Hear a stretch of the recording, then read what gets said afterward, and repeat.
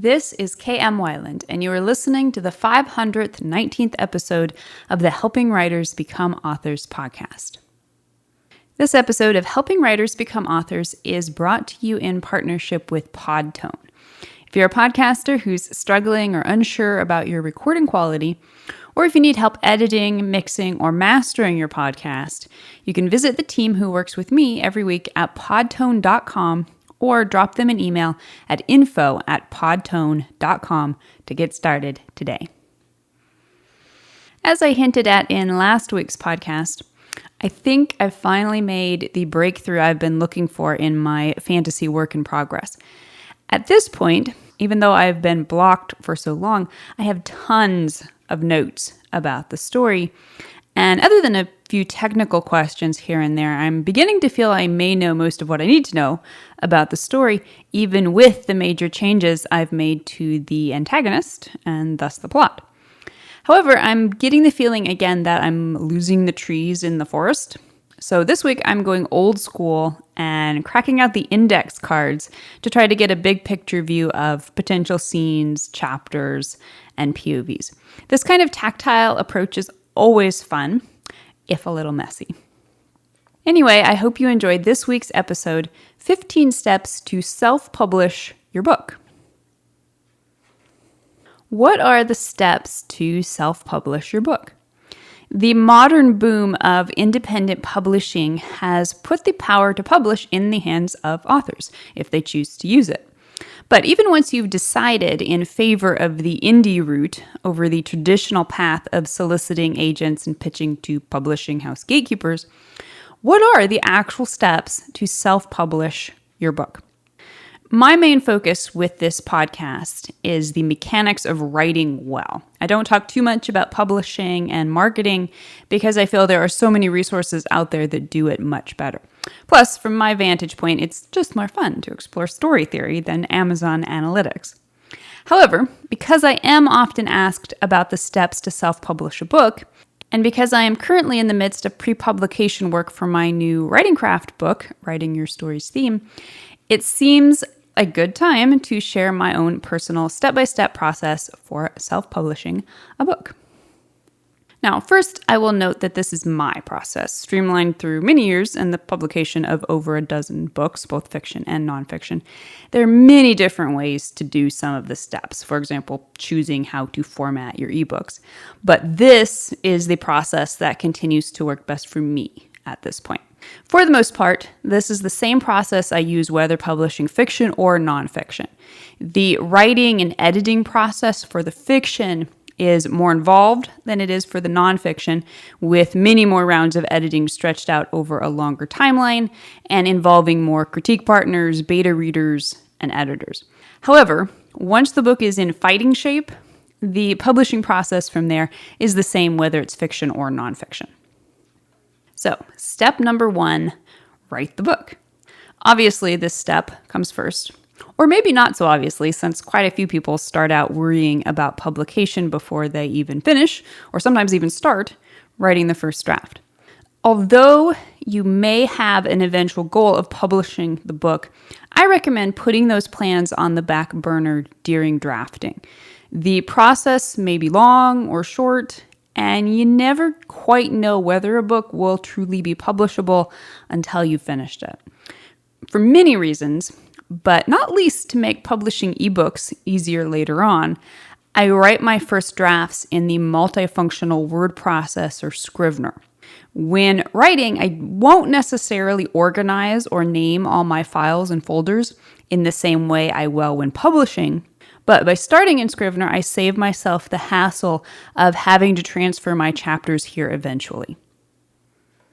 Step number 2, compile front and back matter for ebook. Once the book is finished, and by finished, I mean rewritten, edited, and polished into being truly worthy of publication, I compile the front and back matter for the ebook version. The front matter includes the title page. This is the book title, the author name, and the publisher name. Mailing list incentive, where I offer a free book, and this I include in the very front so it's accessible to anyone previewing the book. Even if they choose not to buy it right away, they may decide to grab the free ebook which may in turn interest them in my other books. There's an About the Story page, and this is the same as the back cover copy, which we'll talk about in a minute. I include it at the beginning of the book as a hook, and also to remind readers what the book is if they've had it on their e-reader for a while and perhaps forgotten why they bought it. And finally, if it's fiction, there's a map. Most of my fiction includes a map of some sort, which I include here at the beginning of the book. Now, the back matter includes a mailing list incentive. Again, I repeat the ad for the free book here so that people who did buy and read the book will have another opportunity to join my mailing list. There's a note from the author, which is a short note thanking readers and nudging them to leave a quick rating or review. The About the Author page, which includes links to my website, mailing list, and contact page. Also by this author, in which I include cover images, short blurbs, and links for 2 or 3 related books readers might like to check out next.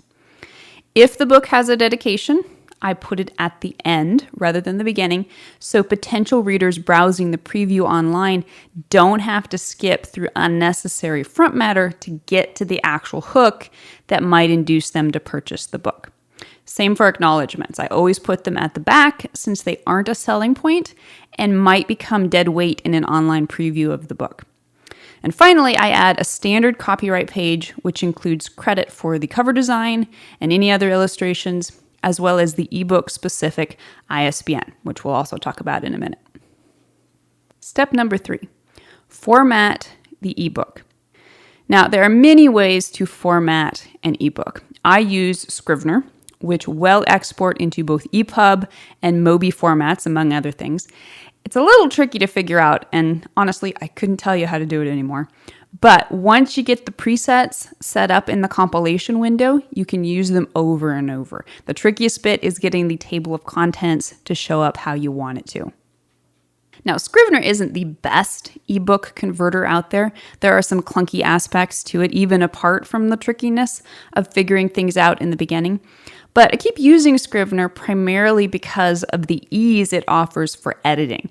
If I discover a typo after the book has been published or need to update a link, making changes is as easy as editing my Scrivener file, then recompiling the ebook versions.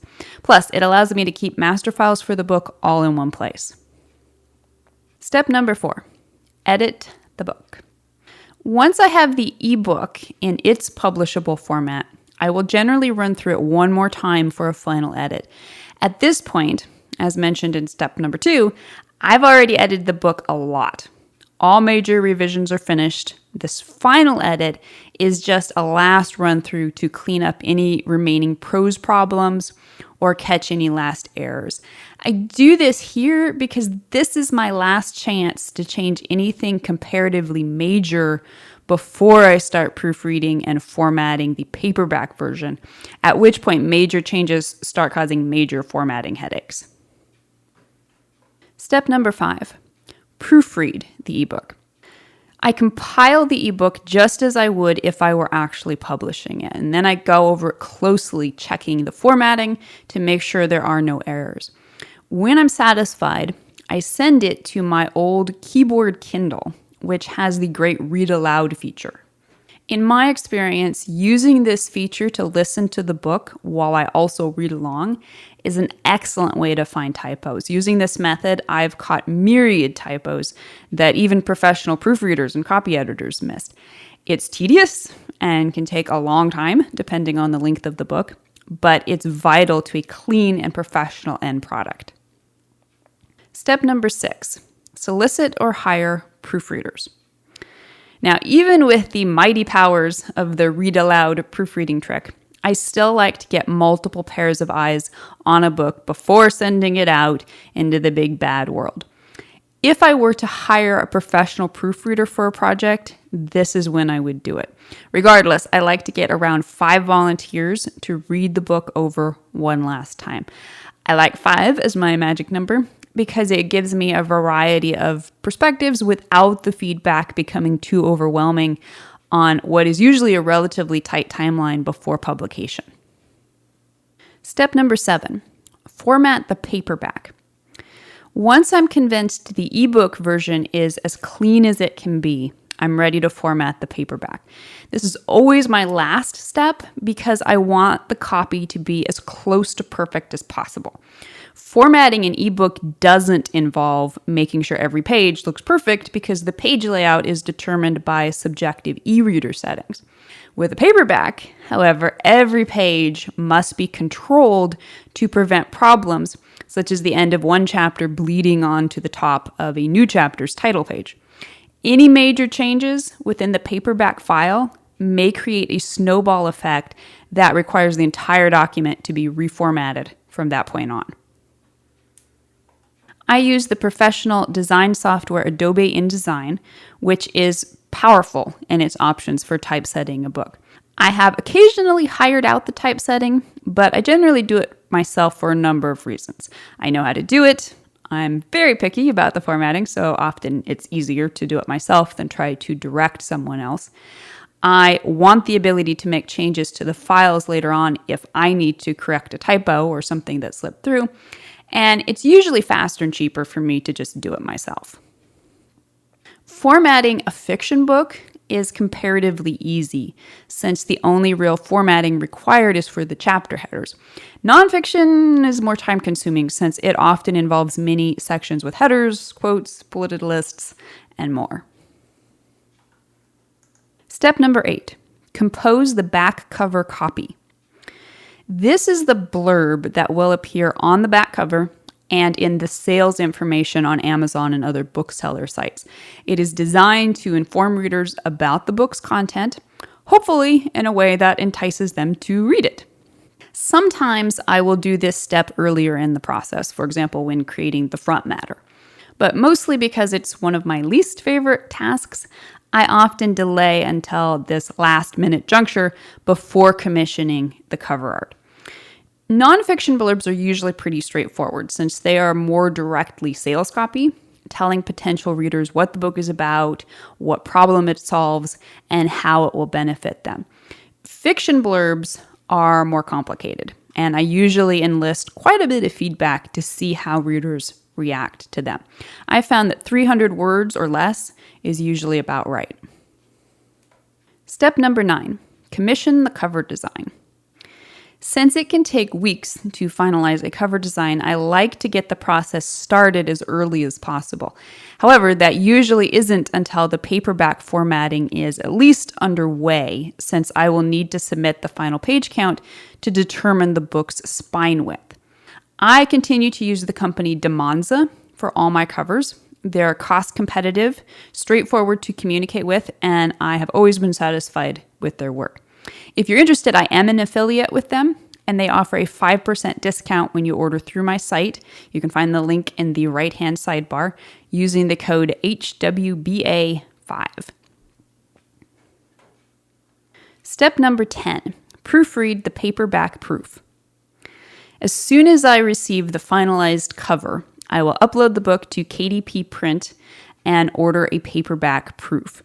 When that arrives, I will use Adobe Reader to read aloud the PDF version of the paperback while I read along on the actual paperback. This is my final proofreading session.